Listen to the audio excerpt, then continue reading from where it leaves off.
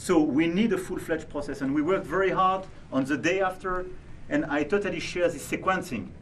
The release of all hostages, the ceasefire, resume of humanitarian aid, the day after in Gaza to stabilize the land, and we need a political perspective, and this is why we took this decision on recognition. Would you recognize Palestine if the hostages were back? Well, I have to say that I'm on the side of Israel. I've been on the side of Israel really my whole life.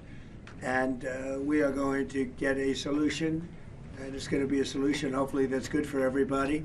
Donald J. Trump humiliates Emmanuel Macron to his face. Emmanuel Macron recognizes the state of Palestine, and Trump has some words for him, saying that it's a big mistake and it actually is rewarding Hamas. Take a look. Their hostages back. We've gotten all of the American hostages, as you know. And Alexander, all of them have been back. Steve Witkoff's done a great job. And Marco always, and everybody. I mean, we have, Scott got involved and strongly involved, and from a financial standpoint, we're doing some things that are pretty good. We put Iran out of commission, very important. That was called the bully of the Middle East, and they're out of commission. Now we're going to have a meeting today. I think it's going to be a successful meeting with all of the leaders of many of the biggest, I would say, the most important countries having to do with Gaza, indirectly and directly. And that's going to take place just in a little while. So I'm sure you'll be there, and we could have an outcome very quickly. Why do you believe the recognition of Palestine is a gift to Hamas? Well, I think it honors Hamas, and you can't do that because of October 7th. You just can't do that. But we want our hostages back, and we don't want them back in ones and twos and take the next 2 years to do it. We were the ones that got the hostages back. And I always said, I told Steve, I told Marco, I was always saying the last hostages are going to be the toughest ones. But you can't honor them by doing anything like you suggest. All you can do is say, we want our hostages back, and we want the war to end. We're going to want it to end. But you always have to remember, people forget October 7th was one of the most savage days in the history of the world. There's never been anything like that. We're talking about babies being sliced in half. You're talking about young children having their heads chopped off. You can't forget that. Would you recognize Palestine if the hostages And just were back? perhaps to make it clear on that, I think it's why yesterday 11 countries did recognize Palestine. Not as, I mean, it was not a decision taken like that, neither by UK, nor by Canada, nor by France. It's just a big change. President Trump is totally right. Nobody forgets the 7th of October. I went there a few days after, taking families in my hands, and we experienced all together these horrific attacks.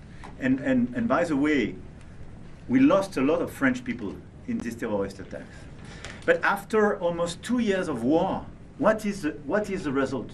Once again, they killed the top leaders of Hamas. It works. This is a great achievement.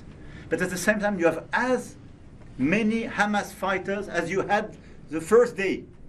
So it doesn't work to dismantle the Hamas. This is not the right way to proceed. So we need a full-fledged process, and we worked very hard on the day after, and I totally share this sequencing. The release of all hostages, the ceasefire, resume of humanitarian aid, the day after in Gaza to stabilize the land, and we need a political perspective, and this is why we took this decision on recognition. Would you recognize Palestine if the hostages were back? Well, I have to say that I'm on the side of Israel. I've been on the side of Israel really my whole life. And we are going to get a solution, and it's going to be a solution, hopefully, that's good for everybody. But it's time to stop. We're going to have that very important meeting. I think the meeting we have coming up in the next hour is going to be one of the most important meetings that we'll have here. And we've had some important meetings. We've had some great meetings. And I understand where you are and where other people are, too. And we just have to get this solved. We have to get the hostages back. We want to get the war over. That's very important. We're going to end the war, get the hostages back, and we want them all back. We don't want to have one and then we'll give another two in about 3 months from now. We've been doing that for a long time. And in all fairness, we've gotten a lot of hostages back. But you have 20 hostages and you have probably 38 bodies, dead bodies. And the people that I see, and I speak to Israeli families, I was speaking to American families before, but we got them back.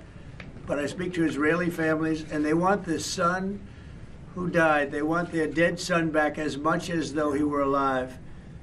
And it's an amazing thing to see, and it's a horrible thing actually to witness, but I've seen it a lot. So they have 20 hostages, they have 38 dead bodies, and we have to have them back, and we have to have them back immediately. Thank you very much, everybody. You see, Trump understands what many Western leaders do not, that giving the Palestinians and Hamas a two-state solution is just one step closer to their real goal, which is the final solution. They want the Jews out of the region, and perhaps in a very violent manner. They have no regard or tolerance for any Jewish state, and they've made that clear time and time again. Hamas has said it, the Palestinians have all repeated it. They don't want a two-state solution. They don't want peace and normalization with Israel. And so giving them a two-state solution only encourages them to continue to attack Israel, continue to commit October 7th attacks until they get the entirety of Israel. They've made it clear, and Western leaders do not believe them. If you believe in what we do here over at Jewish Uncensored, consider supporting us in a few different ways. You can support us monetarily by going to buymeacoffee.com/JewishUncensored. You can also go to our new merchandise store, IsraelUncensored.com, where we just dropped a bunch of new merch. Additionally, to gain access to exclusive content, you can go to our memberships tab on this channel and join there. And finally, you can share this video with both family and friends in order to share this message with the world. Thank you so much for your support.